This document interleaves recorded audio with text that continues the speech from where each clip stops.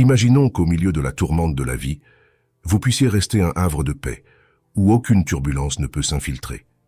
C'est la puissance de cultiver le jugement, de développer une invincibilité émotionnelle contre l'imprévisible. Cette vidéo, inspirée par les 13 principes clés du stoïcisme, vous guidera pour nourrir un état imperturbable, afin que rien ne puisse troubler la tranquillité en vous. Pourquoi existe-t-il une distinction entre contrôler nos pensées et être incapable de contrôler les événements externes? Comme l'a dit Épictète, certaines choses dépendent de nous et d'autres non. La sérénité intérieure repose uniquement sur ce que nous pouvons contrôler par la sagesse et la volonté.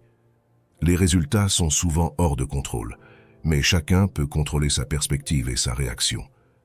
Les leçons essentielles vous aident non seulement à réaliser que la vertu est l'essence d'une bonne vie, pas la poursuite de désirs éphémères. Les jugements sont ceux qui donnent du sens aux événements objectifs. En endurant les difficultés, les faiblesses se dissolvent, révélant l'essence libre d'un être humain. Vivre en harmonie avec les lois de l'univers permet à la réalité de se dérouler sans obstruction intérieure.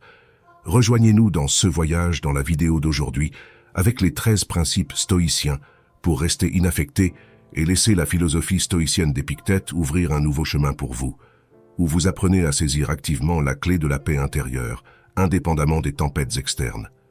Mais avant de commencer, comme d'habitude, j'ai un défi pour vous. Regardez jusqu'à la fin et ne manquez aucun principe important car juste l'un de ces 13 principes ci-dessous pourrait être la clé pour changer votre vie à jamais. Principe numéro 1. Des objectifs fermes. Épictète a autrefois affirmé que les difficultés montrent le caractère d'une personne, et plus la difficulté est grande, plus la gloire à la surmonter est grande. Les pilotes habiles gagnent leur réputation dans les tempêtes et les orages. Cette affirmation n'est pas simplement une philosophie, c'est un appel à l'action. Lorsque vous comprenez clairement vos objectifs, le monde autour de vous semble rétrécir, transformant des défis colossaux en petites étapes. La force intérieure que vous trouvez dans ce processus ne peut être vaincue. Un objectif ferme n'est pas quelque chose que l'on découvre par hasard. Il est forgé à partir de moments de profonde réflexion sur ce qui compte vraiment pour vous, pas seulement des objectifs de carrière ou des réalisations personnelles, mais aussi les principes et les valeurs que vous souhaitez consacrer à votre vie. Une fois cet objectif profondément ancré dans votre cœur, l'étape suivante est d'appliquer la diligence pour le protéger et le nourrir. La persévérance et l'engagement inébranlable envers vos objectifs façonnent votre force face à l'adversité. Un objectif ferme est comme un phare dans la nuit, non seulement une lumière directrice, mais aussi une ancre solide pour l'âme, lorsque la vie vous entraîne dans des tourbillons. Un objectif ferme est la bouée de sauvetage qui vous empêche de sombrer dans la mer des émotions et des circonstances difficiles. Finalement, les objectifs fermes ne sont pas simplement des conseils. Ils sont la clé pour débloquer une force mentale sans pareille et la capacité de faire face et de surmonter n'importe quel défi. C'est l'essence de la philosophie stoïcienne, non pas seulement un ensemble de règles pour vivre, mais aussi la preuve du pouvoir de la volonté et de l'objectif ferme face à cette philosophie. Rien n'est impossible et rien ne peut ébranler votre esprit résilient. Principe numéro 2. Donneriez-vous votre corps à un étranger? Imaginez que vous n'envisageriez jamais de donner le contrôle de votre corps à une personne complètement inconnue et peu fiable. Alors, pourquoi laissons-nous facilement nos esprits être piratés par des pensées égarées et des mots trompeurs? Lorsque nous nous laissons influencer par les opinions des autres, nous remettons essentiellement la clé de notre bonheur et de notre paix à des étrangers. Le contrôle de l'esprit n'est pas juste une compétence, c'est un art.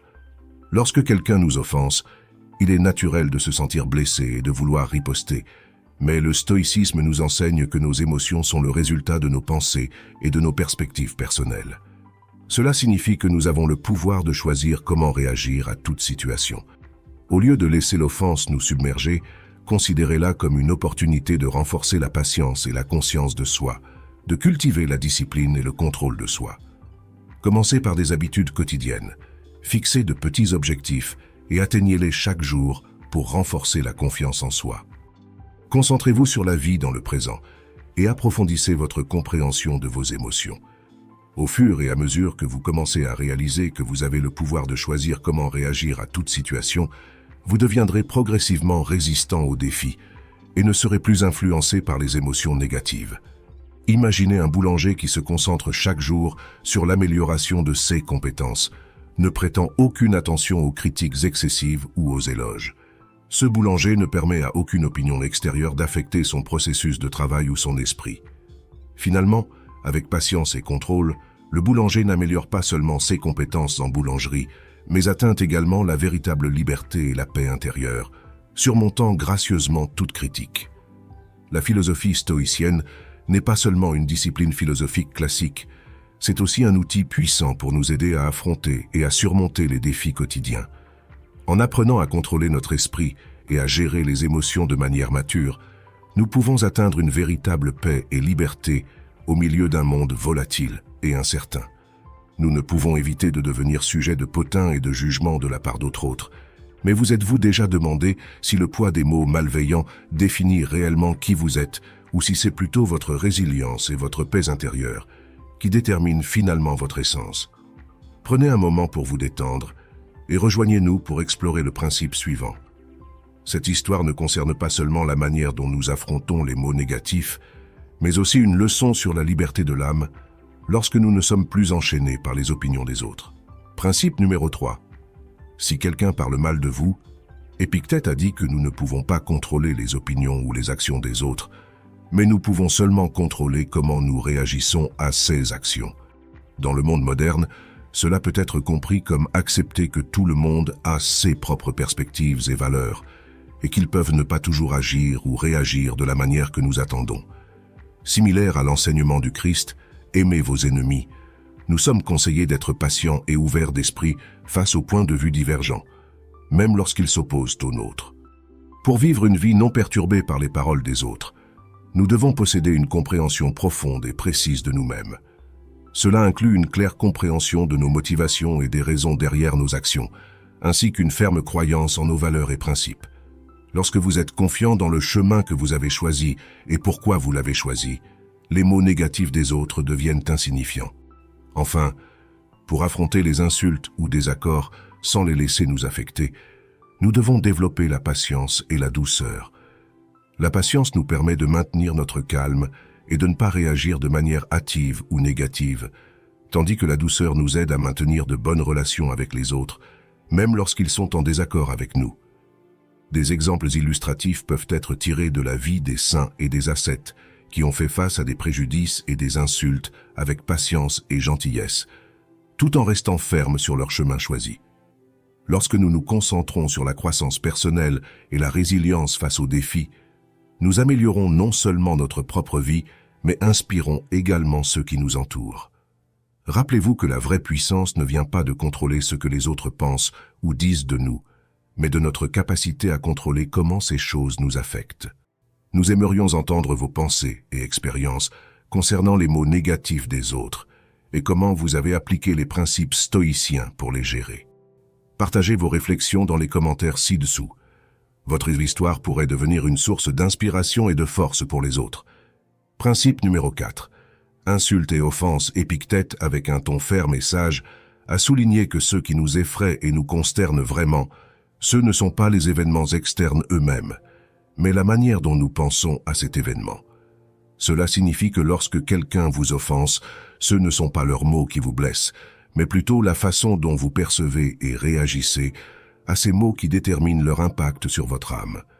Imaginez, lors d'une réunion, vous exprimez une opinion et un collègue s'y oppose fortement. Au lieu de réagir émotionnellement, vous faites une pause, respirez profondément, et vous demandez si c'est une opportunité de considérer la question d'un point de vue différent. En faisant ainsi, vous maintenez non seulement votre calme, mais élargissez également votre perspective. Ou dans une autre situation, vous discutez avec un ami proche et vous êtes critiqué pour une décision personnelle. Au lieu de vous sentir blessé, prenez le temps de réfléchir à cette critique. Peut-être découvrirez-vous que, bien que leur livraison n'ait pas été parfaite, leur intention était réellement de vous inciter à reconsidérer vos choix sous un autre angle. Ceci est trouver la lumière dans l'obscurité, une compétence précieuse que le stoïcisme nous encourage à apprendre. À travers cette leçon, nous apprenons non seulement à endurer l'offense ou la douleur, mais aussi à transformer ces expériences en tremplin pour la croissance personnelle.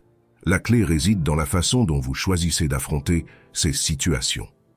La force, selon le stoïcisme, ne vient pas d'éviter les difficultés, mais de savoir comment les embrasser et les surmonter. Rappelez-vous que dans chaque défi se trouve une opportunité pour vous de devenir plus fort et plus résilient. Nous affrontons souvent des défis qui sèment la peur et la honte. La question est de savoir comment nous surmontons ces obstacles, comment nous ne laissons pas ces expériences déterminer notre valeur personnelle. Épictète a plongé profondément dans cette question dans sa philosophie, soulignant que, au cœur de chaque peur et sentiment de honte, il n'y a pas les circonstances externes, mais plutôt la façon dont nous réagissons à ces circonstances. Principe numéro 5. Peur et déshonneur. Avez-vous déjà été pris dans la cage de verre de la peur et de la honte? Ce sont ces moments où nous faisons des choses que nous ne voulons pas juste pour recevoir de l'acceptation ou un petit éloge sur les réseaux sociaux. Mais Épictète, avec sa sagesse intemporelle, a souligné une vérité simple mais profonde. Nous sommes ceux qui attribuent un sens à chaque événement, créant ainsi la peur et la honte dans nos âmes. Contrairement à la négation des émotions, le stoïcisme nous invite à les embrasser avec courage et autocontrôle. Surmonter la peur et la honte signifie que nous ne sommes plus enchaînés par le regard et les mots des autres. C'est un voyage de retour vers nous-mêmes, redécouvrant la valeur et le sens de la vie dans chaque respiration, dans chaque décision quotidienne. Épictète enseigne que la clé du bonheur réside non pas à l'extérieur, mais dans l'âme de chaque individu. Lorsque nous plaçons notre valeur personnelle sur des choses hors de notre contrôle, nous ouvrons la porte à la peur et à la honte. Inversement, lorsque nous nous concentrons sur l'auto-amélioration, la sagesse et la liberté spirituelle, nous trouvons une paix et une force inégalées. En fin de compte, la peur et le déshonneur dans la philosophie stoïque d'Épictète ne sont pas seulement une leçon sur la façon de faire face aux défis, mais aussi un rappel de vivre une vie significative, où la peur et la honte ne sont plus des obstacles sur le chemin du bonheur et de la liberté. Car lorsque nous osons affronter et surmonter, nous libérons non seulement nous-mêmes, mais nous inspirons également ceux qui nous entourent. Alors que nous avançons vers le principe numéro 6, découvrons comment le stoïcisme nous enseigne non seulement à faire face, mais aussi à embrasser les défis sur le chemin du développement personnel. Nous apprendrons à anticiper les difficultés, et non seulement à être prêts à les affronter, mais aussi à les utiliser comme un tremplin pour atteindre la meilleure version de nous-mêmes. Avant de continuer, je tiens à exprimer ma profonde gratitude à tous ceux qui ont passé du temps avec nous dans cette vidéo. Votre présence est un encouragement inestimable pour moi et l'équipe de production. Si vous trouvez ces principes précieux, veuillez aimer et partager cette vidéo avec d'autres. Votre soutien nous aide non seulement à continuer à produire du contenu de qualité, mais aussi à diffuser la philosophie stoïcienne auprès d'un plus grand nombre de personnes. Principe numéro 6. Anticiper les obstacles. Au cœur du principe stoïcien d'anticipation des obstacles se trouve une attitude proactive, plutôt que réactive face aux défis de la vie. Épictète suggère qu'en envisageant les difficultés potentielles sur notre chemin, nous nous préparons mentalement à les affronter calmement et réfléchimment. Cette séance d'entraînement mental n'est pas une invitation au pessimisme, mais une stratégie pour renforcer la résolution et équiper l'esprit des outils nécessaires pour toute situation. Considérez l'histoire d'un coureur de marathon qui se prépare pour une course à venir. Consciente du principe d'anticipation des obstacles, elle anticipe les défis potentiels. Conditions météorologiques défavorables, blessures ou engagements personnels imprévus qui pourraient perturber son programme d'entraînement. Au lieu de craindre ces possibilités, elle planifie en conséquence en ajustant son programme d'entraînement, en se préparant pour différentes conditions météorologiques et en allouant du temps pour le repos et la récupération. Le jour de la course, confrontée à une averse soudaine, elle reste calme, ayant mentalement et physiquement préparé une telle situation. Anticiper et se préparer à ce qui aurait pu être un obstacle transforme la course en preuve de sa résilience et de sa détermination. Anticiper les obstacles crée une harmonie entre les émotions et la logique, nous apprenant à aborder les incertitudes de la vie avec un esprit équilibré. Émotionnellement, cela instille un sentiment de préparation et de confiance. Logiquement, cela améliore nos compétences en résolution de problèmes en nous encourageant à penser à l'avance et à planifier pour l'avenir. Cet équilibre est un trait distinctif qui nous permet d'affronter les hauts et les bas de la vie avec un cœur serein et un esprit clair. Principe numéro 7. Personne ne peut vous blesser sans votre consentement. Épictète enseignait que la véritable puissance réside dans notre choix de réaction face à chaque situation. Cette perspective ouvre un chemin vers la libération, en nous montrant une nouvelle manière de voir comment nous acceptons et confrontons les défis et les douleurs dans la vie. Imaginez que vous êtes confronté à des critiques sévères de la part d'un ami de confiance. Le sentiment initial pourrait être de tristesse ou de trahison.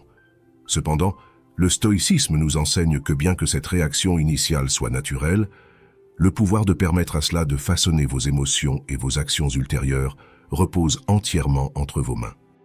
Ainsi, la question se pose: comment appliquons-nous ce principe dans nos vies? D'abord, il s'agit de la liberté de choisir comment réagir. Face à la critique ou à la douleur, rappelez-vous que vous avez le droit de choisir comment répondre. Cela ne signifie pas de nier les émotions, mais plutôt de les reconnaître et de les gérer consciemment. Ensuite, il est question de rechercher la force intérieure. La confiance, la paix intérieure ne proviennent pas de l'évitement de toute douleur, mais de la connaissance que vous pouvez surmonter n'importe quoi. Dans le christianisme, cette force est souvent trouvée à travers la foi et la prière. Enfin, il y a le pardon. Tout comme Jésus a pardonné à ceux qui lui ont fait du mal, nous sommes également appelés à pratiquer le pardon. Cela aide non seulement à alléger nos propres fardeaux, mais ouvre aussi la voie à la réconciliation et à l'amour. Ce n'est pas un appel à l'indifférence ou à l'évitement, mais un rappel de la puissance et de la liberté dans le choix de notre manière de faire face aux défis, ainsi qu'un encouragement à rechercher la paix et la force à travers la foi. Principe numéro 8. Maîtrisez vos actions. Dans la philosophie d'Épictète, l'exercice de la retenue dans nos actions n'est pas seulement une forme d'autonomie, mais aussi une étape cruciale vers la paix intérieure et la force spirituelle. Cela ne signifie pas condamner toutes les actions ou réactions, mais plutôt choisir délibérément celles qui sont basées sur la raison et non sur des émotions impulsives. Imaginez que vous êtes dans une réunion importante et qu'un collègue s'oppose fortement à vos idées, vous critiquant même personnellement. Les émotions initiales pourraient être la colère, la déception ou même le désir de répondre vigoureusement. Cependant, selon Épictète, c'est le moment d'appliquer la leçon de la retenue. Au lieu de laisser les émotions prendre le dessus, prenez une profonde inspiration et rappelez-vous que la colère ou une forte réaction ne résoudra pas le problème. Vous choisissez d'accepter cette opinion de manière rationnelle, de l'examiner objectivement et même de répondre de manière constructive, démontrant du respect et ouvrant la porte au dialogue plutôt qu'au conflit. Exercer la retenue dans l'action et la parole aide non seulement à éviter les conséquences indésirables, mais démontre également la maturité et la sagesse. Dans un monde où les réactions rapides et fortes sont souvent vues comme un signe de force, Épictète nous rappelle que la véritable force réside dans la capacité à se contrôler en toute situation. Alors, comment pouvons-nous appliquer cette leçon dans la vie quotidienne? 1. Reconnaissance des émotions. Lorsque les émotions commencent à monter, reconnaissez-les et acceptez-les sans réaction immédiate. 2. Pause avant d'agir. Donnez-vous un moment pour réfléchir avant de prendre une action ou de parler. 3. Questionnement personnel. Votre action ou parole est-elle basée sur la raison et apportera-t-elle des résultats positifs? Action réfléchie. Choisissez une action qui reflète une compréhension approfondie de la situation, plutôt qu'une réaction immédiate. En maîtrisant nos actions, nous contrôlons non seulement nos émotions, mais aussi faisons face aux défis de manière calme et efficace, ce qui améliore non seulement notre propre vie, mais nous aide également à devenir la meilleure version de nous-mêmes. Principe numéro 9. Le pouvoir de l'acceptation. Imaginez que vous soyez en voyage et que vous réalisiez soudain que vous êtes perdu. Vous pourriez ressentir de la colère, de la déception et de l'anxiété. Mais en appliquant le principe numéro 9, le pouvoir de l'acceptation, vous commencez à évaluer la situation calmement et à accepter que vous êtes perdu. Vous comprenez que l'inquiétude ou la colère ne changeront pas la réalité actuelle.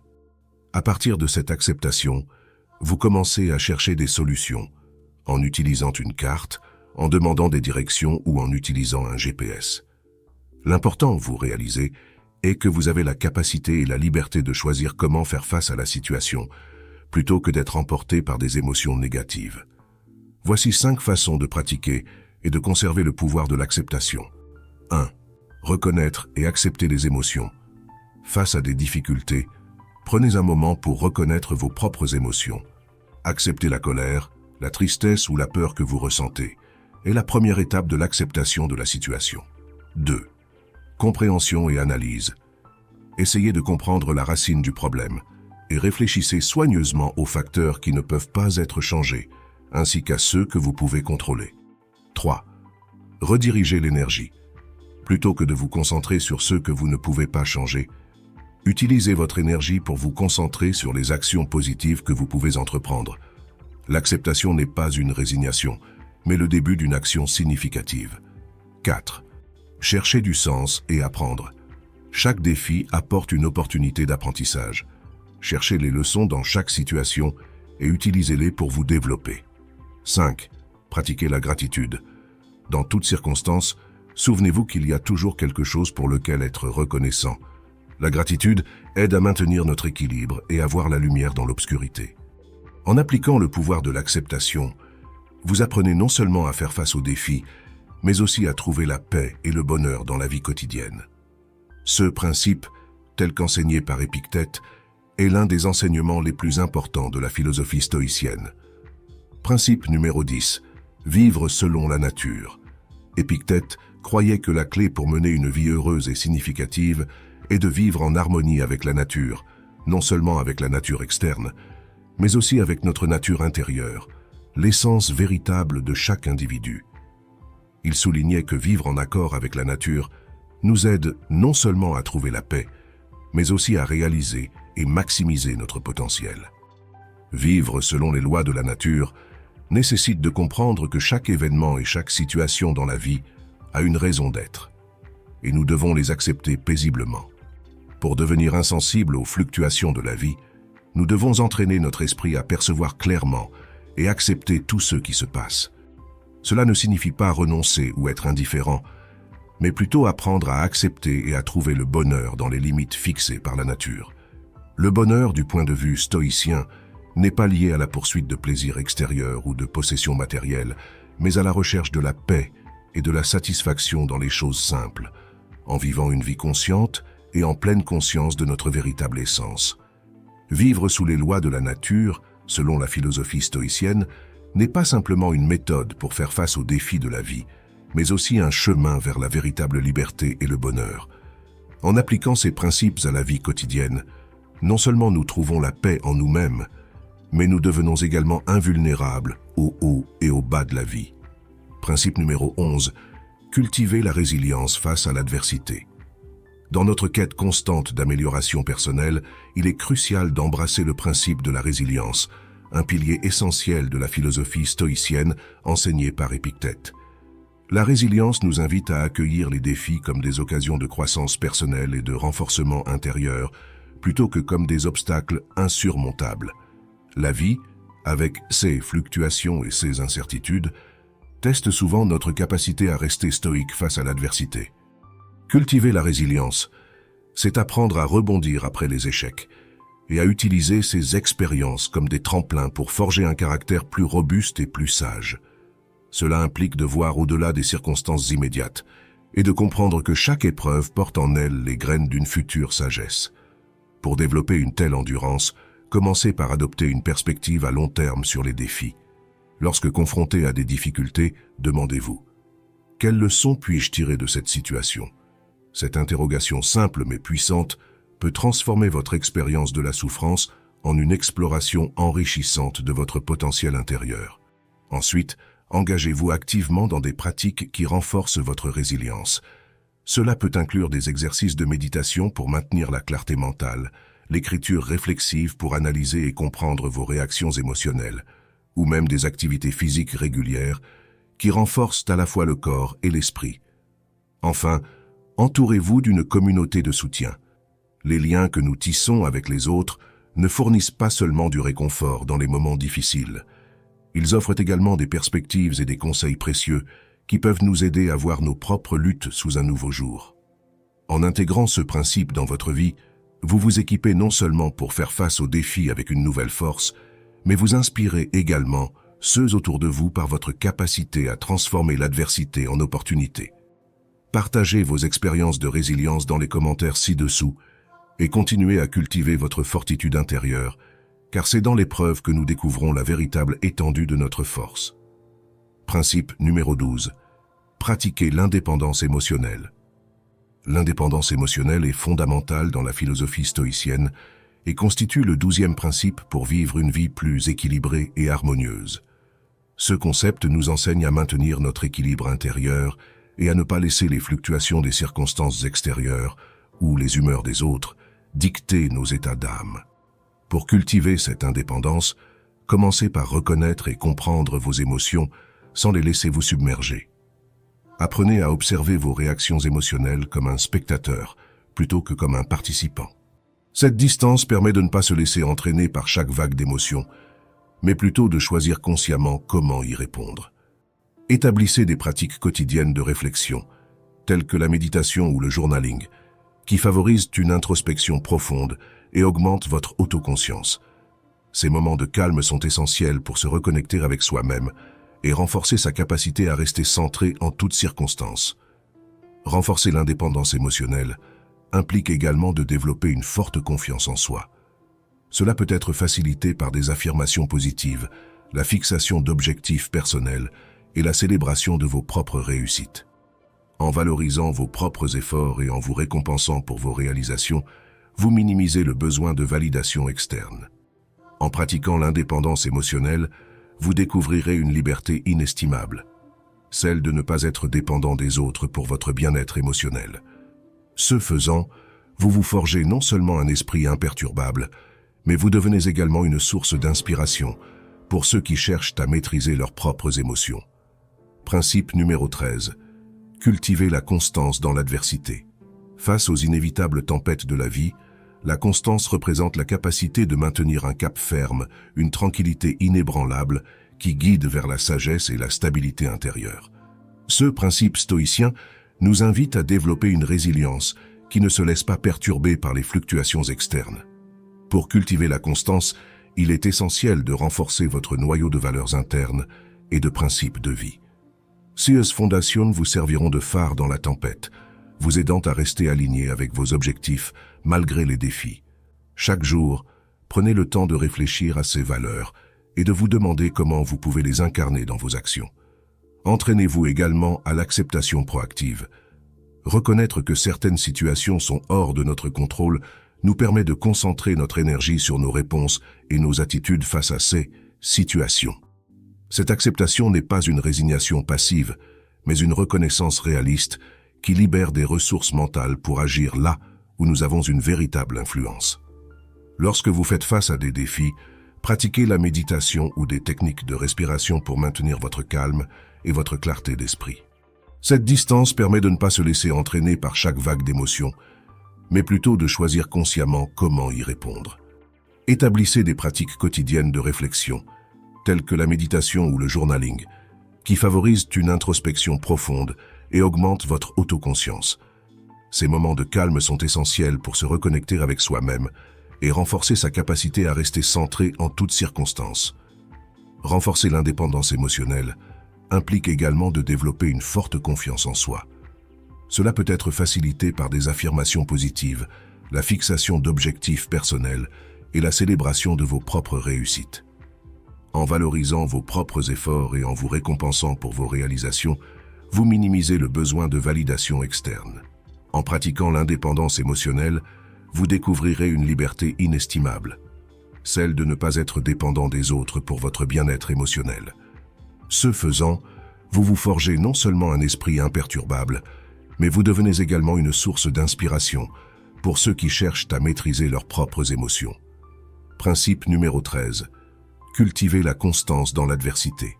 Face aux inévitables tempêtes de la vie, la constance représente la capacité de maintenir un cap ferme, une tranquillité inébranlable qui guide vers la sagesse et la stabilité intérieure. Ce principe stoïcien nous invite à développer une résilience qui ne se laisse pas perturber par les fluctuations externes. Pour cultiver la constance, il est essentiel de renforcer votre noyau de valeurs internes et de principes de vie. Ces fondations vous serviront de phare dans la tempête, vous aidant à rester aligné avec vos objectifs malgré les défis.